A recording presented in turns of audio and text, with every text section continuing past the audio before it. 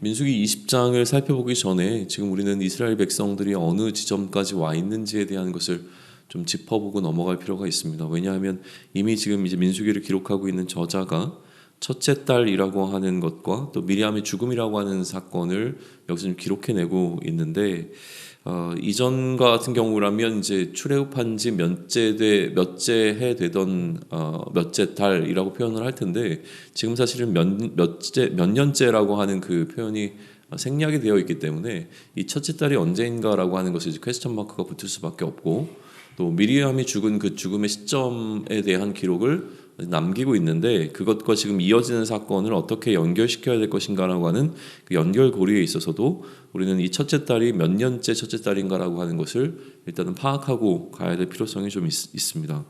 아울러 이제 오늘 민수기 20장의 끝부분에 가게 되면 아론의 죽음이 기록이 되어져 있는데 민수기 33장 38절로 가게 되어지면 이 아론이 죽게 되어지는 죽음의 시점에 관한 기록이 좀 등장을 하게 되어집니다. 이스라엘 자손이 애굽 땅에서 나온 지 40년째 5월 초하루에 제사장 아론이 여호와의 명령으로 호르산에 올라가 죽었으니 아론이 호르산에서 죽던 때의 나이는 123세였더라 라고 민수기 33장 38절은 기록을 하고 있죠. 그러면 지금 이 민수기 20장이 도달한 시점은 언제냐면 그들이 애굽 땅에서 나온 지 40년째 되던 해의 첫째 달이라고 이제 보시면 될 것 같아요. 그래서 그때로부터 지금 5개월간의 기록이 민수기 20장에서 담아내고 있는 기록이고요. 아울러 지금 이제 20장부터 그러면 민수기가 끝나는 마지막까지의 그 기간은 40년째 되던 해, 그 한 해의 이야기라고 보시면 될 것 같습니다. 그래서 출애굽한 지 40년째 되던 해의 기록으로 우리가 생각하든지 아니면 가나안에 입성하기, 하나님께서 약속하신 땅인 그 가나안에 입성하기 전 해의 사건들에 관해서 민수기는 20장부터 그 끝장까지 기록해내고 있고 마지막 이제 가나안 정복을 앞두고 모세가 이스라엘 백성들이 했던 그 말씀이 기록되어 있는 게 신명기로 보면 되겠죠. 자, 그러면 이제 그 입성하기 전해 출애굽한 지 40년째 되는 해에 어떤 일들이 있었는지를 오늘부터 좀 살펴보면 좋을 것 같아요. 첫 번째 등장하는 이슈는 이제 미리암의 죽음이지만 미리암의 죽음 이후에 지금 등장하고 있는 이야기는 무엇이냐면 백성들이 하고 있는 그 원망이라고 하는 거예요. 백성들이 무엇 때문에 원망했는가라고 하는 것인데 기본적으로 2절을 보게 되면 물이 없음으로라고 해서 그 물의 이슈가 지금 등장하고 있는 것을 우리는 좀 보게 되어집니다. 물의 이슈는 사실은 어떻게 보면 뭐 생소한 이슈는 아니에요. 이미 출애굽했을 때 출애굽하고 나서 얼마 지나지 않아서 이들에게 이 물에 관한 이슈는 한번 발생을 했었습니다. 그러면 그때와 지금 이 물에 관한 이슈를 어떻게 우리는 좀 볼 것이냐, 그러니까 여전히 이들은 이제 동일한 것으로 볼 것이냐라고 하는 퀘스천 마크 하나 들어오는데.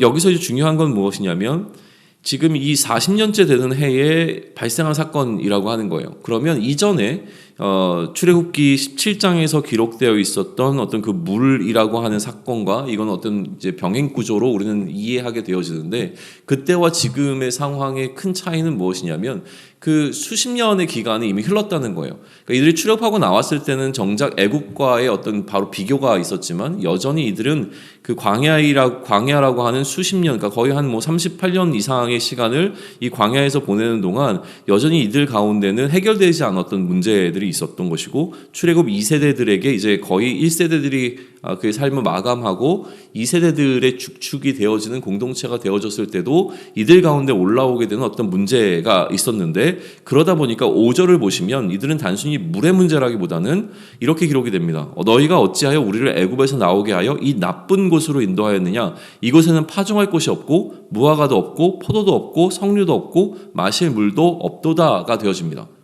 그러니까 수십 년이 지나고 난 이후에 지금 이스라엘 백성들은 광야의 생활을 계속하다가 이제 어느 정도 지친 모습들을 이제 보게 된다는 것이죠.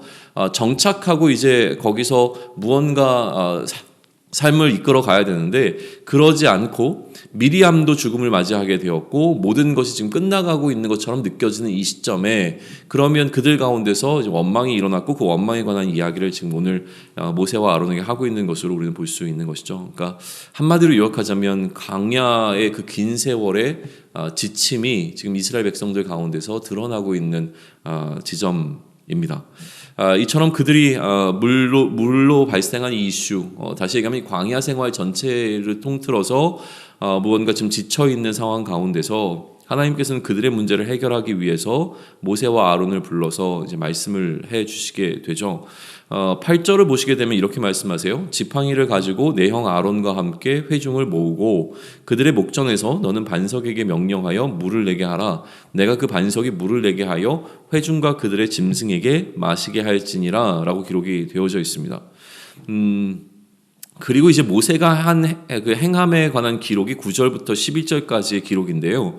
이 기록을 전반적으로 살펴보게 되면 강조되고 있는 한 가지 단어가 있는데 그게 바로 지팡이예요. 그러니까 하나님께서 지금 그 이전에 우리가 지팡이 사건도 기억하지만 지팡이를 가지고 가라라고 하는 것은 아마도 이 지팡이는 그 아론의 쌍난 지팡이를 의미할 것이다라고 좀 해석을 하는 게 더 이제 근거가 좀 있어 보이긴 합니다. 물론 모세의 지팡이였는가라고 하는 것에 질문을 던지기도 하지만 아무튼 지금 지팡이가 강조되고 있는 건 분명하죠. 지팡이를 가지고 가라라고 얘기를 하셨으니까 지팡이 역할이 일단은 중요한 것이고 그 다음에 9절에 가게 되면 모세가 명령대로 지팡이를 잡았고 그리고 11절에 보게 되면 그 지팡이로 반석을 2번 쳤다라고 하는 기록이 등장을 해요. 그러니까 지팡이가 뭔가 지금 여기에서는 굉장히 중요한 역할을 하고 있는 것처럼 지금 기록이 되고 있는데 정확하게 이 지팡이에 어떤 의미를 더 부여할 것인가 라고 하는 것에 있어서는 사실 명확하지는 않습니다. 뭔가 지팡이가 강조되고는 있지만 이 지팡이가 왜 강조되고 있는가라고 하는 부분에 있어서는 또 여러 가지 해석의 좀 여지들이 좀 남아 있습니다. 그런데 만약에 우리가 12절을 보시면 12절에서 이렇게 행했던 모세와 아론에 대한 하나님의 평가가 드러나는데 이 평가가 사실은 긍정적으로 보이지는 않는다는 거예요. 한번 보세요. 여호와께서 모세와 아론에게 이르시되 너희가 나를 믿지 아니하고 이스라엘 자손의 목전에서 내 거룩함을 나타내지 아니한 고로 너희는 이 회중을 내가 그들에게 준 땅으로 인도하여 드리지 못하리라 하시니라 라고 기록이 되어져 있어요. 자, 그러다 보니까 이 지팡이를 가지고 모세가 반석을 2번 내리쳤던 이 장면을 가지고 이게 하나님을 향한 불순종이라고 해석하게 되어지는 좀 하나의 해석의 흐름이 존재하게 되어집니다. 하나님께서는 그 리더십의 상징 또 하나님께서 선택하셨다라고 하는 그 상징성을 갖고 있는 지팡이를 가지고 올라가게 하셨는데 그 지팡이를 가지고 모세가 하나님께서 명령하지도 않으셨던 방식으로 바위를 내리쳤기 때문에 이것이 하나님을 향한 이 모세의 그릇된 행동이었다라고 해석을 이제 하려고 하는 그 해석의 흐름이 하나가 있는 것이죠. 그리고 또 하나는 무엇이냐면 왜 이러한 부정적인 평가를 받게 되었냐면 그렇게 행할 때에 모세의 태도에 있었다는 거죠. 근데 모세가 지금 분노하고 있다는 거죠. 백성들을 향해서 분노하면서 약간 우리가 이제 물을 한번 뭐 내기를 니네가 정말 원하는 거냐 뭐 이런 뉘앙스를 가지고서 이야기를 해요. 그래서 10절을 보시게 되면 반역한 너희여 들으라 우리가 너희를 위하여 이 반석에서 물을 내랴 라고 하는 이 뉘앙스 전체가 지금 모세가 이스라엘 백성들을 위해서 이제 화를 내고 있다라고 하는 것 때문에 하나님의 거룩을 나타내지 못했다라고 하는 것으로 이 모세가 보였던 행동을 판단하려고 하는 해석이 또 하나의 또 흐름이기도 합니다. 그런데 출애굽기 17장에 보게 되면 사실 그때도 하나님께서 모세에게 뭐라고 말씀하시냐면 장로들을 데리고 나일강을 치던 내 지팡이를 손에 잡고 가라 라고 말씀을 하세요. 그리고 반석을 치라. 그러면 그것에서 물이 나올 것이다 라고 했기 때문에 그러니까 출애굽기 17장과 민수기 20장을 병행해서 놓고 본다면 그런 차원에서 모세가 지금 지팡이를 가지고 갔던 사건과 지팡이를 가지고 반석을 내리치는 사건은 사실 크게 이상한 사건이 아니라는 거예요. 이전에도 그러한 방식으로 물을 냈고 동일한 방식으로 하나님께서 모세에게 명령을 하셨다. 그러니까 또 여기에 대해서 이제 반박하는 사람들은 한 번 친 게 문제가 아니라 2번 쳤다. 그래서 믿음이 없었다. 왜 2번 쳤냐면 한 번 치면 안 나올 것 같아서 2번 쳤다. 이렇게 해석한 사람도 해석하시고 이제 설교하시는 분들의 이야기도 여러 번 들어왔던 기억들이 좀 있습니다. 그러나 이 부분을 조금 더 만약에 강조하가 17장과 20장을 비교해서 출애굽기 17장과 민수기 20장을 비교해서 해석하려고 하는 사람들 가운데서 조금 더 근거 있는 해석은 무엇이냐면 그때 출애굽기 17장에서는 하나님께서 뭐라고 말씀하셨냐면 호렙산에 있는 그 반석 위 거기서 내가 내 앞에 설 것이다 라고 했다는 거죠. 그러니까 반석이라고 하는 곳은 왜 반석이냐면 그 반석이 하나님이 계시는 곳을 의미했다라고 하는 것이죠. 그래서 그 반석을 치고 이런 어떤 것은 이제 그 반석을 통해서 일하실 하나님을 기대하게 되는 것인데 지금 모세는 그가 하나님의 앞에 서 있음이라고 하는 부분을 이 민수기 20장 사건에서는 드러내지 못했다라고 하는 것으로 좀 비난하는 입장도 좀 있는 것 같습니다. 근데 어떠한 해석을 하든지 간에 사실 저는 개인적으로는 그 어떤 것도 사실은 그 학설을 뛰어넘지는 못하는 것 같아요. 그러니까 그거의 이제 의미를 가지고서 우리가 정말 그렇구나. 그래서 이게 지금 이 민수기 20장을 기록한 저자의 의도가 거기에 담겨 있겠구나라고 해석하는 것은 좀 무리가 있어 보인다라고 하는 거예요. 그러면 우리는 다시 명확한 것으로부터 출발하면 좋겠는데 지금 이 명확한 것은 무엇이냐면 하나님을 믿지 않았다라고 하는 평가와 또 하나는 이스라엘 자손의 목전에서 그들 앞에서 하나님의 거룩함을 나타내지 않았다라고 하는 평가가 하나님으로부터 나오고 있는 것만큼 분명하다는 거예요. 그러니까 모세와 아론이 어떠한 행동을 했기 때문에 하나님으로부터 이러한 평가를 받았느냐가 지금 명확하게 기록되진 않았지만 그러나 분명한 것은 하나님의 평가라는 거예요. 하나님은 어떻게 평가하셨냐면 너희의 믿음 없음이라고 하는 부분을 지적하셨고 또 하나는 하나님의 거룩함을 나타내지 않았다라고 하는 이 두 부분을 지적하고 계시다라고 하는 사실을 우리는 그 팩트에서 출발을 하게 되면 그들이 어떠한 행동을 했든 간에 그것은 어쨌든 간에 하나님을 향한 믿음을 드러내지 못한 행동이었고 또 하나님의 거룩함을 나타내지 못했다. 라는 것으로 좀 이해하시면 좋을 것 같아요. 무슨 일을 행할 때요? 그들이 반석으로부터 물을 내게 하는 그 과정 가운데서 이 두 가지가 그들 가운데 없었구나라고 하는 것으로만 이 파트를 좀 정리하고 넘어가시면 좋겠다라고 하는 겁니다.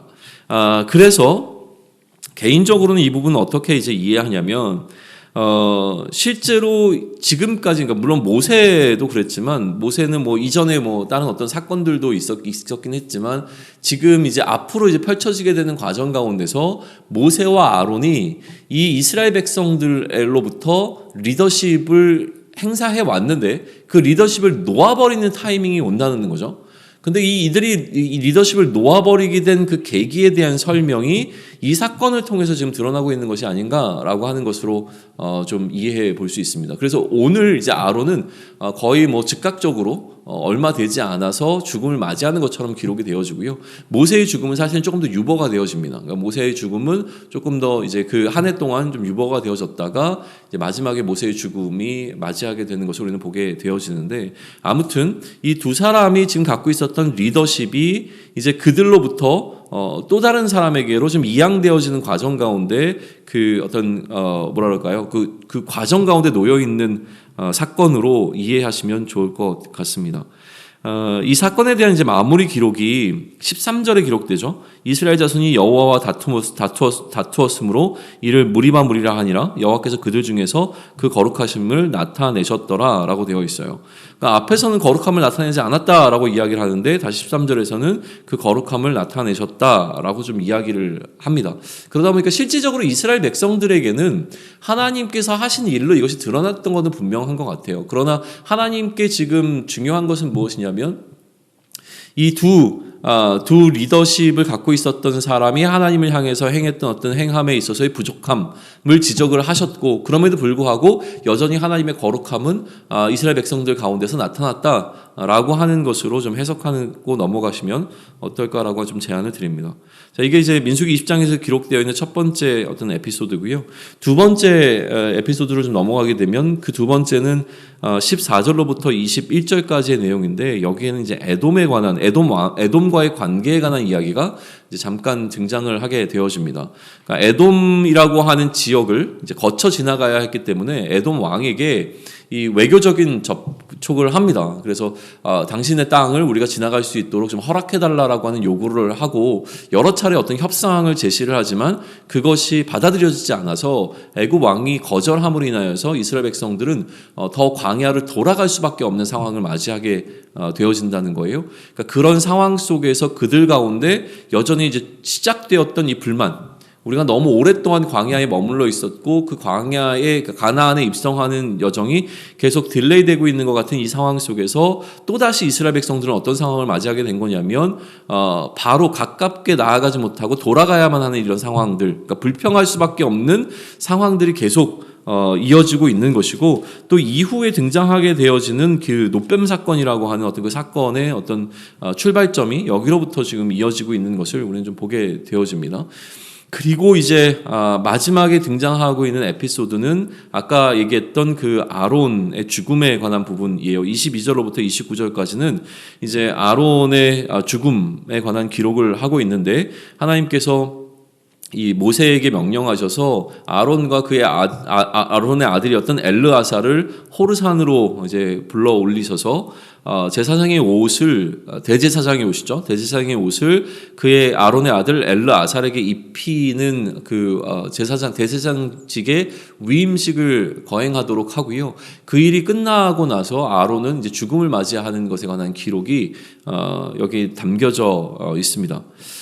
이 민수기 20장 전체를 살펴보면서 여기서 우리가 보게 되는 메시지들이 있는데, 기본적으로는 사명을 감당하는 여정 가운데서 마주하게 되는 어떤 어려운 상황들, 다시 얘기하면 좀 뭐라고 얘기할까요? 예측할 수 있거나 예측할 수 없지만 일어난 어떤 불편한 상황들에 관한 것이 여전히 있는 것을 우리는 보게 되어집니다. 오늘은 이제 두 가지로 등장하고 있는데, 첫 번째는 내적인 문제죠. 이 사명을 감당하다가 마주하게 되는 내적인 문제는 리더십 가운데서 좀 출발하고 있습니다. 리더십 가운데 출발하기 이전에 이스라엘 백성들 가운데서 뭔가 불만이 일어났고 그것을 해결하는 과정 가운데서 리더십에도 뭔가 문제가 발생하고 있는 거예요. 이스라엘 백성들 안에서 일어나고 있는 사명을 감당하다가 마주하게 되는 여러 가지 불편한 상황들에 관한 것이 기록이 되고 있고요. 또 하나는 어떤 것입니까? 외적인 상황이죠. 외적인 상황 가운데서 이 에돔과의 어떤 관계에 무언가 지금 불편함이 좀 느껴집니다. 그런데 에돔이라고 하는 이 민족은 이스라엘과 적대적인 관계는 사실은 아니어야 하는 게 맞아요. 그러니까 뭐 야곱의 이 관계라든가 이런 것, 그러니까 형제 관계가 오히려 더 맞는 거죠. 그러니까 적대 관계가 아니라 뭐 이 형제 관계로 보는 게 훨씬 더 맞고, 그러다 보니까 우호적인 어떤 상대, 우리의 적대국이 아닌 우호적인 어떤 상대여야만 하는데 그 상대로 받게 되는 거절에 관한 부분이 지금 이 외적인 문제로 등장하고 있습니다. 그러다 보니까 전반적으로 지금 우리는 어떻게 보면 갑자기 이 시점이 확 이동한 것처럼 느껴져요. 지금까지는 시점에 대한 이야기를 구체적으로 하지 않다가 갑자기 오늘 이 시점을 어디로 옮겼냐면 40년째 되는 해로 집중하게 만들었죠. 그러다 보니까 광야 막 이제 정탐 끝내고 나서 얼마 안 된 것 같은데 갑자기 이제 그 가나안 입성을 얼마 앞두고 있는 시점으로 확 옮겼는데, 그러다 보니까 그 느낌 자체에서 이 나머지 그들이 보냈던 38년이라고 하는 시간 자체도 순탄하지 않았을 것이라고 하는 것을 예측할 수 있게 되는 어떤 장면으로 오늘 20장을 시작을 하고 있습니다. 그리고 앞으로 남아있는 그 1년이라고 하는 시간조차 굉장히 어떻게 보면 여러 가지 다양한 사건들을 통해서 그 1년을 보내게 되는 것을 우리는 마주하게 될 것이죠. 또 하나, 이 사명을 감당하는 여정 가운데 마주하게 되는 어려운 상황들이라고 하는 것을 보여주는 것과 아울러 오늘 20장이 우리에게 주는 메시지 가운데 하나는 무엇이냐면 결국 또 사명에 관한 부분입니다. 물론 우리가 사명이라는 키워드로 민수기를 보고 있기 때문에 그런데요, 또 다른 제목을 만약에 민수기 20장에 좀 붙일 수 있다면 아론은 추모하며라고 하는 제목을 붙여볼 수 있지 않을까라는 생각을 하게 되는 거예요. 아론은 모세의 좋은 동역자였습니다. 그러니까 아론의 죽음 앞에서 우리는 아론을 다시 한번 추모해 볼 수 있는 시점에 머무르게 되어지는데, 아론은 기본적으로 모세의 좋은 동역자였던 것이 분명합니다. 모세의 부족함을 채워줬고 모세와 함께 늘 동역했던 동역자인 거죠. 그리고 하나님께서는 이 아론을 그래도 이 출애굽의 여정 가운데서 끝까지 사용하신 겁니다. 그러니까 그런 의미에서 봤을 때는 이 출애굽에 가장 필요했던 한 사람이라고 하는 것을 우리는 무시할 수 없죠. 그리고 여러 차례 실수를 반복했던 사람이기도 합니다. 그의 어떤 탁월함 때문에 하나님께서 사용하신 것이 아니라 그의 연약함에도 불구하고 하나님께서 이 아론을 계속 사용하셨다는 사실을 우리는 기억하게 되는 것이죠. 또 이 아론은 사실은 끝까지 하나님께 온전하지 못한 행위를 하는 것을 통하여 그의 이 사명을 내려놓는 것처럼 기록이 되어 있기는 해요. 그러나 앞서 얘기했지만 출애굽 40년의 여정 동안 하나님께서는 그를 한결같이 대제사장으로 삼으셨다는 거예요. 아론이 아닌 다른 사람을 하나님께서는 대제사장으로 세우신 적이 없습니다. 그러니까 이 출애굽의 여정 가운데서 아론이 갖고 있었던 그 역할은 이스라엘 백성의 모든 죄를 속죄하는 그 대제사장의 역할로서 굉장히 중요한 포지션에 있었다라고 하는 사실을 우리는 반드시 기억해야 한다는 것이죠. 그러면 그런 차원에서 그가 결국 약속의 땅에 들어가지 못했기 때문에 그의 사명은 실패인가? 라는 질문을 던지게 되는 것이고, 또 하나 지금 그가 이 약속의 땅에 들어가지 못하는 것이 하나님께서 그에게 행하신 어떤 징계나 진노로 우리가 해석하면서 이것을 마무리해야 될 것인가? 라고 하는 질문을 좀 던지게 되는 것이죠. 그런데 12절을 한번 다시 보시면 여호와께서 모세와 아론에 이르시되 너희가 나를 믿지 아니하고 이스라엘 자손의 목전에서 내 거룩함을 나타내지 아니한 고로 너희는 이 회중을 내가 그들에게 준 땅으로 인도하여 드리지 못하리라 하시니라 라고 기록이 좀 되어 있습니다. 그럼 여기서 문제가 되는 것은 무엇이냐면 너희가 들어가지 못할 것이다 라고 말씀하시는 것이 아니라 너희가 이스라엘 백성을 약속한 땅으로 인도하여 드리지 못할 것이다 라고 이제 표현하신다는 점이에요. 그럼 우리가 사명에 집중해서 본다면 이것은 모세가 들어갈 수 있느냐 아론이 들어갈 수 있느냐라고 하는 어떤 그 허락 여부에 관한 부분이 아니라 이들의 리더십이라고 하는 사명에 관한 부분으로 하나님께서 말씀하고 계신다라고 이거를 좀 집중해서 볼 수 있지 않을까라고 하는 거예요. 그럼 이들에게 지금 문제가 된 건 뭐냐면 리더십인 거죠. 그러면 이제는 이들에게 이 리더십을 이양할 만한 그 때가 찾아온 것으로 이 부분을 해석해 볼 수 있다라고 하는 거예요. 그들은 이제 사명을 감당하다가 이들이 더 이상 사명을 감당할 수 없을 만큼 어떤 연약함이 찾아오게 된 것으로 볼 수 있죠. 그것은 육체적 연약함일 수도 있지만 그 육체적 연약함과 아울러서 그들이 갖고 있는 어떤 연약함 때문에 똑같은 상황이었지만 그럼에도 불구하고 이들 가운데서 무언가 하나님을 향해서 믿음이 약해지고 믿음이 사라지고 또 하나 하나님의 거룩함을 드러내지 못하는 방식으로 사명을 감당하게 되는 어떤 시점이 이들에게 찾아왔다는 거예요. 그러니까 이 시점이 찾아왔을 때 하나님께서는 이제 이들에게 맡기셨던 그 사명을 누군가에게로 이양하실 결정을 내리고 있는 타이밍으로 우리는 보게 되는 것이죠. 그러고 나서 보여지는 것은 무엇이냐면 아론은 죽음을 맞이합니다.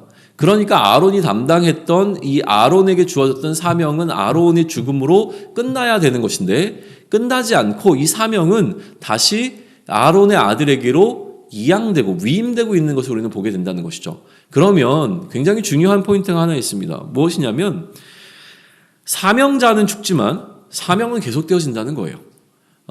사명은 반드시 하나님의 사명은 반드시 이 땅 가운데 존재를 합니다. 그런데 그 사명은 내가 죽음을 맞이한다고 끝나는 것이 아니라 이 사명은 또다시 누군가에게로 흘러들어가 하나님께서 계획하신 그 일이 완성되기까지 성취되기까지 이 사명은 계속되어진다는 거예요. 계속되는 그 사명의 여정 가운데 어느 한 지점에서 우리가 그 일을 감당할 사명자로 부르심을 입었다라고 하는 그 사실을 기억해야 하는 겁니다.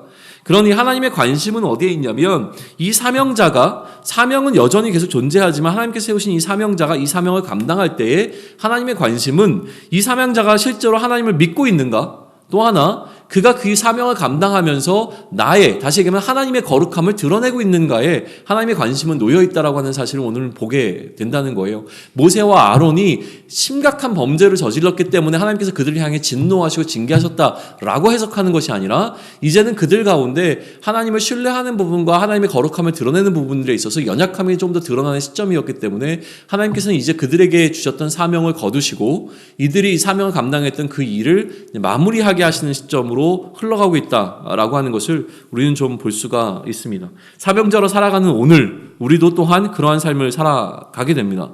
우리도 언젠가는 우리가 맡고 있는 이 사명을 누군가에게 넘겨주고 이 사명을 마쳐야 되는 때가 반드시 올 겁니다. 또 그날이 신속하게 올 것이라고 저희는 믿습니다. 그러나 그 사명자로 살아가는 그러면 그 오늘 하루를 살아나갈 때 우리가 가장 중요한 것은 무엇이냐면 내가 믿고 있는 것, 또 내가 드러내는 것이 무엇인가라고 하는 부분을 계속 묵상하면서 가야 됩니다. 나는 지금 무엇을 신뢰하며 이 사명을 감당하고 있는가? 이 사명을 감당하면서 내가 드러내고 있는 것이 무엇인가라고 하는 것이죠. 내가 나 스스로를 믿고 있고 내가 하나님이 아닌 다른 것을 믿고 있다면 그것은 사명자가 감당해야 될 역할이 아닙니다. 사명자는 하나님을 믿고 신뢰한다라고 하는 것을 반드시 그 안에 품고 있어야 하는 것이고, 또 하나 그 사명을 감당하는 것을 통해서 내가 드러나거나 다른 어떤 것을 드러나는 것이 아니라 하나님의 거룩함을 드러나게 하는 방식으로 그의 사명을 감당해야 그것이 하나님께서 사명자를 향해 기대하시는 그 기대하심이라고 하는 사실을 우리는 꼭 기억하면서 그 사명을 잘 감당할 수 있는 오늘이 되기를 원합니다. 또한 그 사명을 감당하는 저와 여러분이 되기를 소망합니다. 아멘.